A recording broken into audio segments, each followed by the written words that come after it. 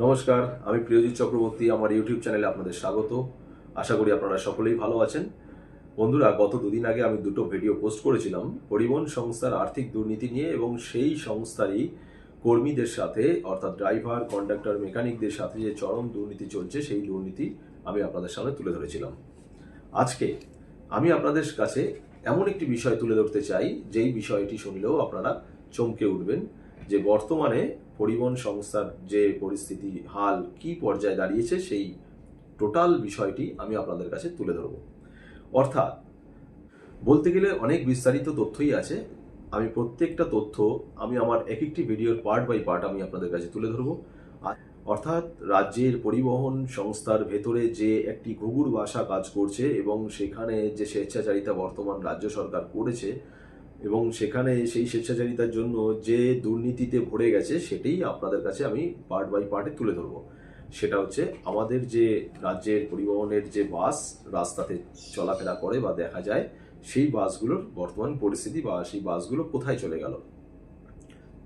তো আপনারা সকলেই জানেন যে আমাদের রাজ্যের সিটিসি বা সিএসটিসি, রাজ্যের যে স্টেটের মধ্যে যে ধরনের বাসগুলোকে চালায় বা কমিউনিকেট করে, আপনারা যারা সরকারি পরিবহন বাসগুলোর উপর নির্ভরশীল, অর্থাৎ অফিসে যাতায়াত থেকে শুরু করে বাড়ি যাওয়া থেকে শুরু করে সমস্ত জায়গায় জন্য যে বাসগুলোকে আপনারা ব্যবহার করতেন, সেই বাসগুলো আজকে রাস্তা থেকে কোথায় যেন উধাও হয়ে গেছে। সেটা সিটিসির হোক বা সিএসটিসির হোক। আপনারা অনেকেই জানেন যে সিটিসির ম্যাক্সিমাম যে বাস ডিপো সেগুলো প্রায় বিক্রি হয়ে গেছে, এবং সেগুলো আর নেই। রাজ্য সরকারের স্বেচ্ছাচারিতা এবং দুর্নীতির জন্য সিটিসির বাসগুলোকেও তুলে নেওয়া হয়েছে। শুনলে অবাক হতে হবে যে এই বাসগুলোকেও সরকারের নির্দিষ্ট তৈরি করে যাওয়া রুট, অর্থাৎ সরকারের হাতে তৈরি হওয়া রুট, সেই রুটগুলোকে এই প্রাইভেট মালিকের হাতে তুলে দেওয়া হচ্ছে। সিটিসির যে প্রচুর পরিমাণ বাস রাস্তায় দেখা যেত, সেই বাসগুলো আজকাল রাস্তাতে দেখাই যায় না। অর্থাৎ সিটিসির বাসগুলোকে রাস্তা থেকে তুলে নিয়ে সেই বাসগুলোর যে রুটগুলো ছিল সেগুলো একটি প্রাইভেট মালিকের হাতে তুলে দেওয়া হয়েছে, অর্থাৎ রুটগুলো ফ্র্যাঞ্চাইজির হাতে তুলে দেওয়া হয়েছে। এর কারণটা কি? সরকার চালাতে পারছে না, নাকি সরকারের চালানোর সদিচ্ছার অভাব? দুটোই কারণ। সরকার চালাতে পারছে না এবং সরকারের চালানোর সদিচ্ছার অভাব। অর্থাৎ সদিচ্ছার অভাব হচ্ছে দুর্নীতির কারণে, আর্থিক দুর্নীতির তছরূপি কারণে। আর চালাতে পারছে না এই কারণ তার কাছে সঠিক তেল নেই, মোবিল নেই, বা সেই গাড়িগুলো চালানোর জন্য নিম্নতম পার্টসগুলো পর্যন্ত নেই। এই ধরনের মেনটেনেন্স না করার কারণে বাসগুলোকে তুলে নেওয়া হচ্ছে, এবং সেই তৈরি করা একটি জনপ্রিয় রুট বিভিন্ন সেক্টরগুলোতে যাওয়ার জন্য যে রুটগুলো ছিল সিটিসির, সেই রুটগুলো, অর্থাৎ কলকাতার মধ্যে বিভিন্ন ধরনের রুট আছে। C8 একটি জনপ্রিয় রুট। আমি একটা উদাহরণ দিলাম, বারাসাত থেকে জোকা, যেটা অনেকটাই অফিস এরিয়া কভার করে। সেক্টর 5 থেকে শুরু করে আপনার জোকা, এবং জোকার আগে আছে আপনার রুবি, তারপর এদিকে বারাসাত, এই টোটাল বিস্তারিত এরিয়াটাকে কভার করে। সেই বাসটিকে পর্যন্ত ডুমুরের ফুলের থেকেও অভাব হয়ে গেছে, এরকম পরিস্থিতি দাঁড়িয়েছে। অর্থাৎ ওই রুটটিকেও পর্যন্ত ফ্র্যাঞ্চাইজি বা থার্ড পার্টির আন্ডারে অথবা কোনো একটি প্রাইভেট বাস মালিকের হাতে তুলে দেওয়া হয়েছে। এইভাবে প্রত্যেকটা রুটগুলোকে সরকার তৈরি করছে, এবং জনপ্রিয় করার পরে সেই ধরনের সমস্ত রুটগুলোকে সরকার প্রাইভেট বাস মালিকদের হাতে তুলে দিচ্ছে, অথবা ফ্র্যাঞ্চাইজি কোনো কোম্পানির হাতে তুলে দিচ্ছে, যেই কোম্পানি তার নিজস্ব নামে সেই বাসগুলোকে চালাচ্ছে বা একটা লোগো ব্যবহার করছে, WPTCর লোগো। সেটা PMI সংস্থাই হোক বা অন্য কোনো ফ্র্যাঞ্চাইজি হোক, তার সম্মুখে রয়েছে সিএসটিসি বা সিটিসির মতন দপ্তর। অর্থাৎ এদেরকে রেখে এই ধরনের কোম্পানিগুলোকে সাপোর্ট দিয়ে বের করানো হচ্ছে রাস্তাতে। আপনারা সহজেই বুঝতে পারবেন আমি একটি উদাহরণ দিলে। যেমন আমাদের মেট্রোপলিটন সিটি কলকাতা সবচেয়ে জনপ্রিয় জায়গা হচ্ছে সেক্টর 5 এবং ডালহৌসি। এই সেক্টর 5 এবং ডালহৌসির মধ্যে লক্ষাধিক লোক, অর্থাৎ লক্ষ লক্ষ লোক এখানে প্রত্যেক দিন প্রতিনিয়ত বিভিন্ন জায়গা থেকে এসে কর্মে নিয়োজিত হয় এবং কর্মে যোগদান করেন, এবং তারা খুব সহজেই একটি সরকারি বাসের উপর নির্ভরশীল ছিলেন এবং সরকারি বাসের উপরে চলাফেরা করতেন সঠিক সময়ে পৌঁছানোর জন্য, সঠিক স্থানে যাওয়ার জন্য এবং সঠিক ভাড়ায় পৌঁছানোর জন্য। অর্থাৎ প্রাইভেট বাস মালিকগুলো যেভাবে ভাড়া বাড়িয়েছে, রুটে রুটে উঠলেই আপনাদের 10 টাকা, 12 টাকা, 15 টাকা, তারপর তো অধিক আছেই 20, 25, 30, এই ধরনের যে ভাড়াগুলো প্রত্যেক দিন তারা কিছু না কিছু সমস্যার সম্মুখীন হলেই সেই ভাড়াগুলো বাড়িয়ে দিচ্ছে, যেখানে দাঁড়িয়ে একটি রাজ্য সরকারের বাস একটি নির্ধারিত ভাড়ায় বহু বছর ধরে চালাচ্ছে। কারণ এই ধরনের সার্ভিস দিতে সরকার প্রতিশ্রুতিবদ্ধ, অর্থাৎ সরকার সেই নির্দিষ্ট ভাড়ায় রুটগুলোকে চালাতে প্রতিশ্রুতিবদ্ধ। এখন এই ধরনের প্রতিশ্রুতিবদ্ধতা তো আর বেশি দিন ধরে রাখতে পারে না, কারণ সরকারের একটা যে চরিত্র আছে সেই চরিত্রটা আমরা সর্বত্রই দেখতে পাচ্ছি, সেটা কাটমানি খাওয়ার চরিত্র বা সেখানে আর্থিক তছরুপি করার চরিত্র। তো এর ফলে সাধারণ মানুষের অসুবিধা হোক বা না হোক সেটা দেখার দায়িত্ব আর সরকারের নেই, বা সরকার সেটা নিয়ে ভাবনা চিন্তাও করে না। তো এইরকম একটি রুটের কথা যেমন আমি আপনাদের বললাম C8 এর কথা, তেমনি বহু এরকম রুট আছে যেগুলো আমরা সরাসরি দেখতে পাই, যে S9 বা S9A বা S12, S12E বা S30A, যেটা উল্টোডাঙা থেকে নেমে সহজেই লোকে 15 নম্বর বাস স্ট্যান্ড থেকে একটা সময় প্রচুর পরিমাণে বাস পেতেন সেই বাস, অথবা S12, যেটা S12টা নিউ টাউন থেকে হাওড়া, হাওড়া থেকে নিউ টাউন, এই ধরনের কমিউনিকেট করার জন্য যে বাসগুলো রাস্তায় দেখা যেত সেই বাসগুলোকে পর্যন্ত রাস্তায় এখন আর দেখা যায় না, সেটা ডুমুরের ফুলের সমান হয়ে গেছে।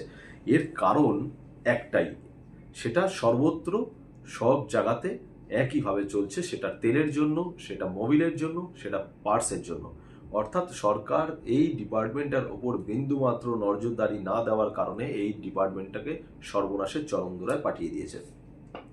অথচ এই ডিপার্টমেন্টকে সামনে রেখে সরকার দুর্নীতি করে যাচ্ছে, কাটমানি খেয়ে যাচ্ছে, এবং সরকার এই ডিপার্টমেন্টের সামনে রেখে একটি প্রাইভেট বাস মালিককে বা প্রাইভেট সংস্থাকে লাভের মুখ দেখাচ্ছে, বা ব্ল্যাক মানিকে হোয়াইট মানি করে নিয়ে চলে যাচ্ছে। অর্থাৎ আমি যে সংস্থার কথা বলছি সেটা আপনারা সহজেই দেখে থাকবেন রাস্তায়, PMI বলে একটি সংস্থা, যেটা সেক্টর 5-এর মধ্যে বিচরণ করে, বিভিন্ন সেক্টর 5 থেকে বিভিন্ন এরিয়াতে, যাদবপুর হোক, হাওড়া হোক, বা বারাসাত হোক, বা আপনার জোকা হোক, এই ধরনের রুটগুলোতে সার্ভিস দিচ্ছে, যেটা একটা সময় CSTC নিজের দায়িত্বে সেসব রুটগুলোকে চালাতো, এবং CSTCর একটি অত্যন্ত লাভজনক রুট সেই রুটগুলো আজকে বন্ধ করে সেই বাসগুলো আজকে ডিপুতে পৌঁছে যাচ্ছে, বাসগুলো রক্ষণাবেক্ষণের অভাবে ডিপুতে নষ্ট হয়ে যাচ্ছে। তার পরিবর্তে PMI সংস্থা, যেটার একটি মালিকানা হচ্ছে রাজ্যের কোনো এক মন্ত্রীর ঘনিষ্ঠ, সেই PMI সংস্থার পেছনেও একসময় মিডিয়া লেগেছিল, কিন্তু মিডিয়া সেখানে উদ্ঘাটন করতে পারেনি, কোনো কারণবশত সেখানে তাকে থামিয়ে দেওয়া হয়েছে। সেই PMI সংস্থা, ভাবুন, সেই PMI সংস্থার বাস যখন রাস্তায় বেরোয় তখন তার পিছনেও WBTCর লোগোটাকে ব্যবহার করা হয়। এই WBTCর লোগোটা একটি প্রাইভেট সংস্থাকে ব্যবহার করার অধিকার কে দিয়েছে এই সরকার। অর্থাৎ এই সরকার CSTC বা CTCর মতন ডিপার্টমেন্টকে সামনে রেখে তার প্রাইভেট কিছু মালিকদের বা প্রাইভেট কিছু কাছের লোকদেরকে লাভ করাচ্ছে, বা ব্ল্যাক মানিকে হোয়াইট মানি করাচ্ছে। এখন শুনলে অবাক হয়ে যাবেন, এই বাসগুলো চালানোর জন্য CSTC দপ্তর থেকে বা পরিবহন দপ্তর থেকে প্রত্যেক কিলোমিটার প্রতি 82 টাকা করে দেওয়া হয়, এবং একটি বাসকে 200 কিলোমিটার তাকে চালাতে দিতে হবে প্রত্যেক দিন। অর্থাৎ 200 কিলোমিটার মানে ওই 4 টিপ বা 3 টিপ করে চালাচ্ছে, সেই ক্ষেত্রে তাকে 16 থেকে 16,500 টাকা CSTCর ঘর থেকে সেই ফ্র্যাঞ্চাইজির ঘরে দিতে হচ্ছে, বা থার্ড পার্টিকে দিতে হচ্ছে। কারণটা কি? যেখানে একটি বাস রাস্তায় বেরোলে সেই বাসটা লাভ করে এবং সেই লাভজনক সংস্থাতেই পৌঁছায়, বা আপনি ধরুন একটি প্রাইভেট বাস মালিক একটি বাসকে রাস্তায় নামালো, সেই বাসটি যখন ড্রাইভার কন্ডাক্টর রুটে সার্ভিস দেয় এবং সেখান থেকে অর্থ উপার্জন করে, সেটি বাস মালিকের ঘরে যায় এবং তার থেকে কিছু তাদের কমিশন বা তাদেরকে মায়না দেওয়া হয়। এগুলো সেই বাস মালিকই দেয়, কারণ সেই বাসটা রাস্তায় নেমে অর্থ উপার্জন করে আনে। এই ক্ষেত্রে দেখা যাচ্ছে এই বাসগুলো যে রাস্তায় চলছে, এই বাসগুলোর চলার জন্য সরকার উল্টে তার ঘর থেকে 16,500 বা 16,000 টাকা করে তাকে পেমেন্ট করছে, অর্থাৎ 82 টাকা করে প্রত্যেক কিলোমিটার প্রতি তাকে দিতে হচ্ছে। 200 কিলোমিটার পর্যন্ত প্রত্যেকটা গাড়ি রান করছে। তাহলে এখানে সরকারের নিজে জেনে বুঝে সেখানে লসে রান করছে। এই কারণ আজও পর্যন্ত কেউ উদ্ঘাটন করতে পারেনি যে এর কারণটা কি। যেখানে এই বাসগুলো যখন CSTC নিজের রুটে ব্যবহার করত, বা CSTC যখন নিজের দায়িত্বে তার নিজস্ব সংস্থার বাসগুলোকে এই রুটে ব্যবহার করত, তখন একটি বাস রুটে চলার পরে সেখানে সে 10 থেকে 12,000 বা 13,000 টাকা পর্যন্ত একটি আয় নিয়ে আসতো। এই আয়টা শীতকালে গিয়ে কিছুটা কমে যায়, এটা গরমকালে একটা সময় 10, 12 বা 13,000 টাকার মধ্যে থাকে, বা তারপরে গিয়ে শীতকালে সেটা অনেকটাই কমে যায়, সেটা 6,000 বা 5,000 বা 6,500, 7,000 এরকমের মধ্যেই থাকে, কারণ শীতকালে লোকে AC গাড়িটা কম ব্যবহার করে। অর্থাৎ সরকার নিজস্ব গাড়ি নিজস্ব রুটে চালিয়ে এই ধরনের আয় তুলে আনতো, অর্থাৎ 10, 12 বা 13-র মধ্যে সেই আয়টা সর্বোচ্চ আয়ের মধ্যে থাকতো। কিন্তু এই PMI সংস্থাকে সেই রুট বাবদ শীত, গ্রীষ্ম, বর্ষা 12 মাস 16,500 টাকা বিল পেমেন্ট করতে হচ্ছে পার ডে পার গাড়ি। অর্থাৎ 200 কিলোমিটার একটা গাড়ি চললে তাকে 16,500 টাকার মতন পেমেন্ট করতে হচ্ছে। অর্থাৎ সিএসটিসি জেনে বুঝে লস করছে। কারণ কি? জেনে বুঝে লস করার একটাই কারণ, এই সংস্থার মাথায় যারা বসে আছেন, যেসব মন্ত্রী বা যারা রয়েছেন, তারাই এই সংস্থাটাকে চালনা করছেন এবং সরকারের নির্দেশে এই পিএমআই সংস্থাকে, সেই ভর্তুকিযুক্ত সংস্থা সিএসসি তরফ থেকে একটি ব্ল্যাক মানিকে হোয়াইট মানি করার চক্করে এইসব সংস্থাকে লাভ করিয়ে দেওয়া হচ্ছে। এবং এইভাবেই বর্তমান সিএসটিসি একেবারে নিচু স্তর থেকেও নিচু স্তরে চলে গেছে এবং তার প্রদীপ ডুবতে ডুবতে একেবারে প্রদীপ নিভার পথে চলে এসেছে। তো এইভাবে সংস্থাটাকে চলতে থাকলে আগামী দিনে এই সংস্থারও কিছু সম্পত্তি বা প্রপার্টিতে আগামী দিনে দেখা যাবে কোনো না কোনো সরকারের ঘনিষ্ঠ ব্যক্তি হয় সেখানে গ্যাসের পাম্প ব্যবহার করছে।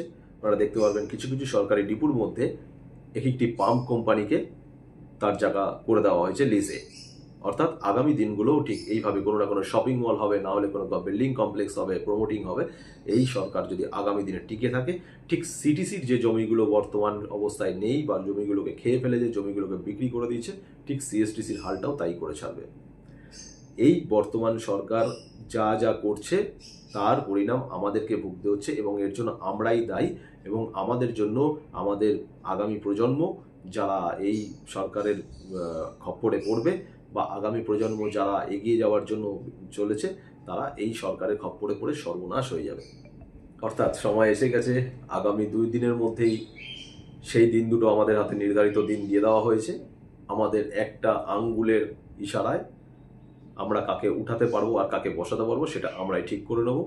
তো আমার এই ভিডিও যদি আপনাদের কাছে ভালো লেগে থাকে, এই ধরনের তথ্য যদি আপনাদের কাছে ভালো লেগে থাকে এবং এই ডিপার্টমেন্টের মতন বিভিন্ন ডিপার্টমেন্টে যে দুর্নীতি আছে, আমার মতন সেই সব ডিপার্টমেন্টেরও কেউ না কেউ তারাও মুখ খুলুক, আমি চাই তারাও সেই সংক্রান্ত তথ্য পাবলিকের সামনে তুলে আনুক এবং পাবলিককে বোঝাক যে আগামী প্রজন্ম সম্পূর্ণ নিশ্চিহ্ন হয়ে যাবে এই সরকারের তরফে।